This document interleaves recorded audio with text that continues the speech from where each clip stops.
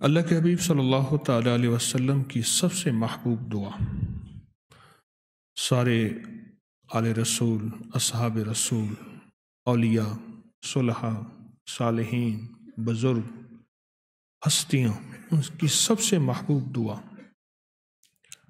وہ ہے ربنا آتنا فی الدنیا حسنۃ وفی الآخرۃ حسنۃ وقنا عذاب النار۔ دو نفل پڑھ لیں۔ سورۃ فاتحہ کے بعد جہاں سورت ملانی ہے اسی دعا کو پڑھیں، اور لفظوں پہ اثر ہو، لہجوں پہ اثر ہو، اس کے لفظوں پہ، لہجوں پہ، اور اس کے معنی پہ نظر ہو، اور اس کے وعدوں پہ نظر ہو، یہ پڑھتے ہوں۔ ایک یہ ہے کہ میں نے 1000 پڑھنی ہے، آپ 1000 نہ پڑھیں، 100 دفعہ پڑھ لیں، کوئی حرج نہیں، پر 100 دفعہ پڑھیں ایسے کہ عرش الہی ہلے اور تیری دنیا بھی لاجواب بن جائے اور تیری آخرت بھی لاجواب بن جائے، اور صرف تیری نہیں، میری نہیں، اللہ نسلوں کی بنا دے، اللہ امت کی بنا دے۔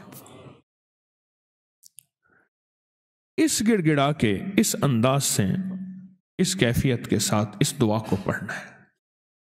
پہلی رکعت میں جتنا توجہ سے پڑھ سکیں، جتنا دھیان سے پڑھ سکیں، جتنا اعتماد سے پڑھ سکیں، جتنا دل کی گہرائیوں سے پڑھ سکیں، جتنا اندر کے درد سے پڑھ سکیں، جتنا اندر کے وجدان سے پڑھ سکیں، جتنا قبولیت کے وعدوں سے پڑھیں، جتنا وعدوں پہ اعتماد سے پڑھیں، وعدوں پہ اعتماد، وعدوں پہ اعتماد اور وعدوں کا یقین۔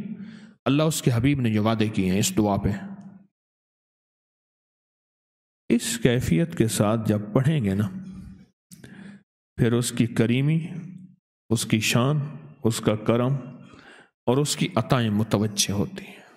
اس کریمی کے ساتھ کبھی پڑھ لیں، روز پڑھ لیں، ہفتے میں 1 بار پڑھ لیں، ہر وقت پڑھ لیں، پر سچ پوچھیں یہ دعا اگر نماز کے اندر پڑھی جائے نا، دیکھو جو عمل نماز کے اندر کیا جاتا ہے اس کی طاقت سینکڑوں، ہزاروں، لاکھوں، کروڑوں گنا بڑھ جاتی ہے۔ اس دعا کی طاقت بڑھ جاتی ہے، اس دعا کی تاثیر بڑھ جاتی ہے، اس دعا کا کمال بڑھ جاتا ہے۔ اور نماز کے اندر آپ اس کو 100 دفعہ پڑھیں، زیادہ نہ پڑھیں، آپ اس کو 50 دفعہ پڑھیں، پر پڑھیں گڑ گڑا کے، پڑھیں بھکاری بن کے، پڑھیں محتاج بن کے۔ اس کی طاقت اور تاثیر یہ دنیا کو لاجواب بنا رہی ہے۔ پھر کیا ہوگا؟ پھر غیب سے اللہ کوئی ایسا نظام بنائے گا، اللہ مجھے بھی بیٹھ کے برکت عافیت کے ساتھ اللہ نسلوں کو کھلائے گا، اور اللہ نسلوں کی ضرورتیں غیب سے پوری کرے گا۔ یہ نفل کمال نفل ہے، اور ان نفل کی تاثیر بہترین زندگی ہے۔ ان نوافل کی تاثیر، ان کا کمال، ان نفلوں میں عظمتیں، ان نفلوں میں کبریائیاں، ان نفلوں کے اندر اللہ کے وعدے عجب ہیں، عجب ہیں۔ آپ اگر طبیعت کمزور ہے، کھڑے نہیں ہو سکتے، یہ نفل بیٹھ کے پڑھ سکتے ہیں۔ آپ سفر میں ہیں، بس میں جا رہے ہیں، بس میں پڑھ سکتے ہیں، گاڑیاں پڑھ سکتے ہیں، جہاز میں پڑھ سکتے ہیں، ریل ٹرین میں پڑھ سکتے ہیں،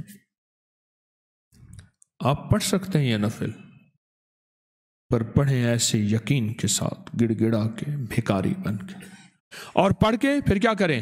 یہ نفل اللہ کے خزانوں میں جمع کرا دیں۔ بس آپ کا کام تھا، آپ کا کام کیا تھا؟